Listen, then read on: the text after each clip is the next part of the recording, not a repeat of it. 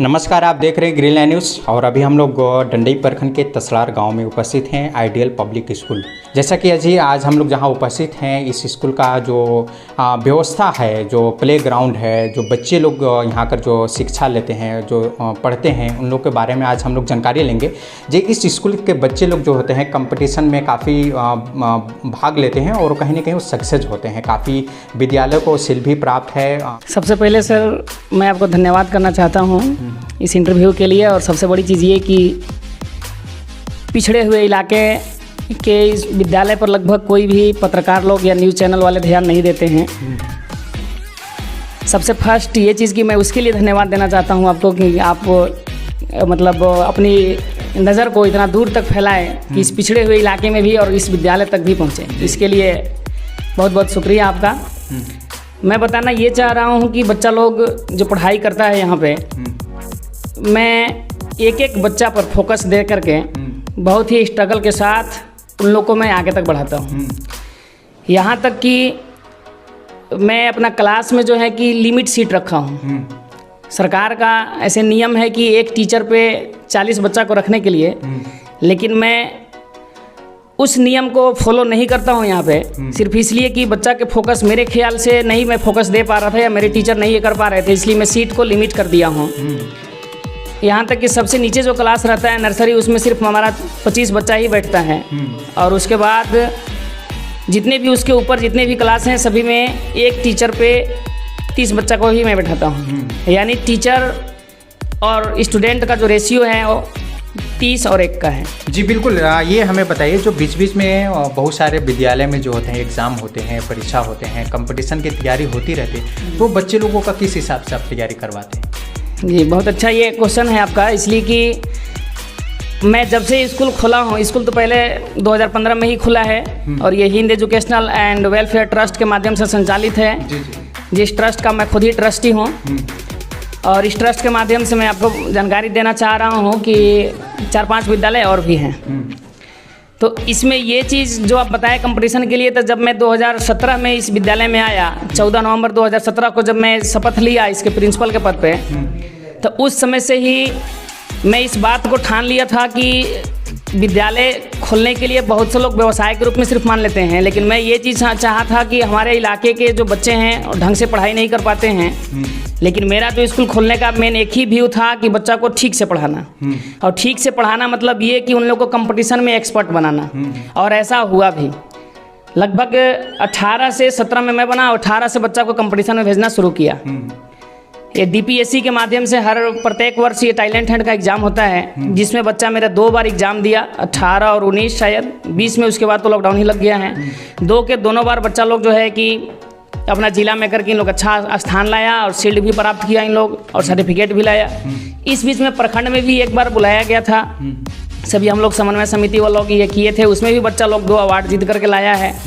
और सबसे बड़ी कामयाबी मुझे उस समय मिली कि जब 2020 में 8 फरवरी 2020 को पूरे राज्य स्तरीय कंपटीशन था, जिसमें हमारे बच्चे डाल्टनगंज गए थे और 3 दिन का कंपटीशन था, वहीं पे बच्चा लोग रुके थे, हम भी साथ में थे। और वहाँ पे बच्चा लोग जो है कि झारखंड टॉप करके 2 अवार्ड लाए और झारखंड टॉप करके भी लाया और अपना जिला और प्रखंड का नाम रोशन किए।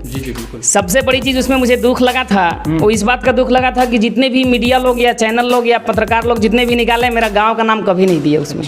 जो कि मैं कहता रहा कि जब निकाल रहे हैं मेरे विद्यालय का नाम दे रहे हैं तो कम से कम तसरार गाँव का नाम दे दीजिए। पेपर में नाम आया, बच्चे लोगों का नाम है, लेकिन गाँव का नाम पेपर में नाम आया, विद्यालय का नाम आया, मेरा भी नाम आया, बच्चा का भी नाम आया, लेकिन मेरा गांव का नाम नहीं आया। जब भी लिखाया गया तो यही कि आइडियल पब्लिक स्कूल डंडई, जो कि मैं कहता रहा कि आइडियल पब्लिक स्कूल तसरार, उसके बाद लिखी दीजिए आप प्रखंड डंडई, कोई दिक्कत नहीं है। लेकिन जब भी लिखा गया यही लिखा गया कि आइडियल पब्लिक स्कूल डंडई। लेकिन मैं चाहता रहा कि मेरा गाँव, क्योंकि तसरार से जब हम लोग सब चीज़ मेहनत कर रहे हैं और ये हमारे तसरार के सारे गाँव वाले को ये सबसे बड़ी उपलब्धि हुई है, क्योंकि अभी तक हमारे बच्चे नहीं जानते हैं कि इस ग्रुप में कभी भी डाल्टनगंज कंपटीशन में गए होंगे और जा कर के भी पूरे सफलता के साथ वहाँ से आप वापस भी आए होंगे। जी बिल्कुल, बहुत ही अच्छा। और हालांकि हम लोग का जानकारी भी नहीं था जी, छोटे से जगह पर छोटे से गांव से जो बच्चे जो है निकलकर झारखंड लेवल पर कंपटीशन जीत के आते हैं। हालांकि गढ़वा के लिए नहीं, बल्कि हिंदुस्तान के लिए भी एक गर्व है जिस छोटे से जगह से एक बच्चा जो है अपना गांव का नाम रोशन करता है। हालांकि हम लोग का सर के साथ क्वेश्चन ये रहेगा कि इतनी बड़ी बड़ी जो कंपटीशन है जो बच्चे लोग निकाल रहे हैं, यहाँ के शिक्षक कैसा होंगे? कहीं ना कहीं ये इंटरेस्टिंग है। ये अगर शिक्षक सही होंगे, एक कहावत है जो घर का अगर नींव सही है तो ही मंजिला तैयार किया जा सकता है। अगर हम बात करें आपकी शिक्षक की, आपकी जो विद्यालय में उन लोग का क्या किस हिसाब से एजुकेशन है बच्चे लोगों का प्रति? मेरे शिक्षक तो ज़्यादा दूर से नहीं हैं, सब लोकल ही हैं। कुछ लोग उसमें बीएड भी हैं, कुछ लोग डीएलएड भी किए हैं, कुछ एक दो ऐसे भी हैं जो अनट्रेंड भी हैं। लेकिन सबसे बड़ी चीज़ हमारा जो कंपटीशन ये पास करने का जो राज है, उसमें सबसे बड़ी चीज़ ये है कि जब से मैं विद्यालय में आया उसके बाद से मैं टीचर का ट्रेनिंग मैं खुद से खोल दिया। जी जी। जितने भी हमारे विद्यालय में टीचर आते हैं सबसे पहले वे लोग ट्रेनिंग लेते हैं और ट्रेनिंग समाप्त करने के बाद वे क्लास ज्वाइन करते हैं और उसके साथ ही पर डे ट्रेनिंग उनका होते ही रहता है। और एक एक चीज़ में मैं फोकस भी, और सप्ताह में एक दिन मैं साप्ताहिक टेस्ट लेता हूँ बच्चा को, और टेस्ट में यदि किसी भी टीचर का गलती पकड़ा जाता है तो उसके बाद जो है कि टीचर को फिर ट्रेनिंग में ही उनको सब चीज़ बताया जाता है कि पढ़ाना कैसे है। जी जी। तौहीद जी, हम लोग ये सुनने में आया है, कुछ लोग बता रहे हैं जिस विद्यालय के बच्चे लोग जो हैं एक दिन के लिए डायरेक्टर या प्रिंसिपल बनते हैं और उनके निर्देश पर ये स्कूल चलता है, क्या ऐसा? जी हाँ, ये सच है। मैंने इसका आपका व्यू क्या है? अच्छा, क्यों ऐसा करना था? जी, ये व्यू मेरा इसलिए है कि अभी मैं देखता हूँ कि लोग लगभग एमए और बीएड करके भी लगभग वे सक्सेस नहीं हो पाते हैं। उसका रीज़न ये है कि वे सिर्फ स्कूल में और डिग्री प्राप्त करने के लिए अपना शिक्षा ग्रहण कर लेते हैं। लेकिन मेरा सोच ये है कि बच्चा जो है कि आत्मनिर्भर बने, जो अभी हमारा इंडिया में चल भी रहा है, और हमारे प्रधानमंत्री जो हैं माननीय नरेंद्र मोदी जी, वो भी स्किल डेवलपमेंट पे काफ़ी ज़्यादा प्रेशर दे रहे हैं, फोकस दे रहे हैं कि स्किल डेवलपमेंट हो। तो मैं बच्चा को आत्मनिर्भर बनाने के लिए, ताकि उनका थिंकिंग पावर जो है और ज़्यादा बढ़े, इसलिए मैं उनको एक दिन का प्रिंसिपल बनाता हूँ या डायरेक्टर बनाता हूँ कि स्कूल एक दिन वो अपने निगरानी में चलाएंगे, चाहे उस दिन खराब चलाएं विद्यालय या सही। लेकिन मैं ये चीज़ देखा कि यहाँ पे बच्चे लोग जो हैं काफ़ी बढ़िया से लगभग वे लोग हैंडल कर पाते हैं। कभी ऐसा नहीं हुआ है जब बच्चे लोगों का जानकारी नहीं है, वो जैसे तैसे अगर वो विद्यालय का निर्देशक बन जाते हैं और कुछ उल्टा सीधा कर देते, तो आपके द्वारा क्या निर्देश रहता है? ऐसा लगभग जो बच्चा यहाँ पे बनते हैं उससे पहले उनको एक सप्ताह का ट्रेनिंग दे दिया जाता है कि डायरेक्टर होते क्या हैं और प्रिंसिपल होते क्या हैं, उनका भूमिका क्या क्या होना चाहिए, एक अदर टीचर के प्रति या फिर अदर ये पेरेंट्स के प्रति या तो फिर ये बच्चा के प्रति। आप सिर्फ उसे लेबल देते हैं कि ये चेयर भी देते हैं बैठने के लिए? उसे चेयर तक भी मिलता है, यहाँ तक कि पावर भी मिलता है। मैं भी उनको झुक करके फर्स्ट दिन गुड मॉर्निंग सर मैं खुद बोलता हूँ। पेमेंट भी देते हैं? नहीं, पेमेंट तो बच्चा को नहीं मिलता है। पेमेंट इसलिए नहीं मिलता है क्योंकि बच्चा को मैं अभी सिर्फ सिखा रहा हूँ। अच्छा जी, मैंने अभी पेमेंट नहीं, बच्चा को पेमेंट नहीं। चेयर तो व्यवस्था कर जी, चेयर व्यवस्था है, खुद मेरा चेयर पे वे लोग बैठते हैं। जी बिल्कुल, बहुत ही अच्छा। और ये हम लोग का हालांकि गुप्त सूचना मिला था कि इस विद्यालय में ऐसा है जो एक दिन का एक बच्चा जो है निर्देशक बनता है विद्यालय का, और डायरेक्टर प्रिंसिपल अगर बोला जाए तो सर्वे सर्वा इस स्कूल का वो मालिक बनता है। और उसके माध्यम से ये सारे जो टीचर हैं, बच्चे लोग हैं, यहाँ तक ये स्कूल का जो डायरेक्टर है उनके अंडर में काम करते हैं। तो विद्यालय में जो बच्चे लोग पढ़ाई करते हैं उनका परीक्षा लेने का टोटल यूपीएससी के ही आधार पे हैं। क्योंकि यूपीएससी में मैं देखा हूँ बहुत से लोग 24-25 साल या 30 साल के बाद लोग सोचते हैं कि हमको यूपीएससी निकालना है, उसके बाद से तैयारी करना शुरू करते हैं। यहाँ तक तैयारी होते होते तक उनका उम्र जो है ख़त्म हो जाता है। जी, तो इससे मेरा मन में ये आया कि बच्चा जब 6 क्लास से जैसे ही रहता है उसके बाद से ही मैं उनका मन में यूपीएससी डाल दूँ कि यूपीएससी होता क्या है, उसके सारा चीज़ जानकारी दे दूँ, और एग्ज़ाम भी मैं उसी के आधार पर लेता हूँ।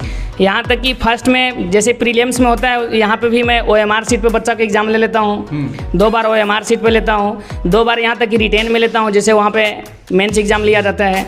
और उसके बाद मैं भाईभा भी लेता हूँ, यहाँ पे इंटरव्यू जिसको कहा जाता है। मैं पर मंथ भी भाईभा लेता हूँ बच्चा को उनके पेरेंट्स के सामने। यहाँ तक कि पेरेंट्स को मैं बताता भी हूँ कि आपका बच्चा पढ़ रहा है या नहीं पढ़ रहा है। नहीं पढ़ता है तो मैं पेरेंट्स को वार्निंग देता हूँ कि आप बच्चा पे ज़्यादा फोकस दीजिए, और नहीं तो आप यहाँ से नाम कटवा लीजिए। यहाँ तक भी मतलब आप बच्चे को हटाते भी? जी, हटाता भी हूँ जो बच्चे आपका गाइडलाइन का पालन नहीं करते। जी, लेकिन बच्चे लोग अगर वो एडमिशन की हम बात करें तो बच्चे लोग को एडमिशन के क्या फैसिलिटी है और क्या उसे दे रहे हैं अभी? बच्चे लोग के एडमिशन के फैसिलिटी तो जब भी आते हैं ऐसे मैं बच्चा लोग के इंटरव्यू लेकर के खुद से मौखिक ही एडमिशन ले लेता हूँ उनके पेरेंट्स के सामने। अभी जो है कि मैं बाल संसद को लेकर के, बच्चा लोग बाल संसद भी यहाँ पे है, उनके रिक्वायरमेंट पे, या फिर अभी जो बाल दिवस आने वाला है 14 नवंबर को, उनके अवसर पे मैं कुछ कम शुल्क में ही एडमिशन शुरू किया हूँ, और जो कि कल से ही शुरू है। कल से लेकर के 14 नवंबर तक वो कम शुल्क में एडमिशन होगा, उसके बाद फिर एडमिशन क्लोज हो जाएगा। जी बिल्कुल, अगर कोई पेरेंट्स जो हैं अगर आइडियल स्कूल में एडमिशन कराना चाह रहे हैं, आइडियल पब्लिक स्कूल तसलार में, तो 14 नवंबर से पहले अगर बच्चों को एडमिशन कराते हैं तो काफ़ी आपको शुल्क जो है वो सुविधा दिया जाता है और काफ़ी % पर आपको छूट मिलता है।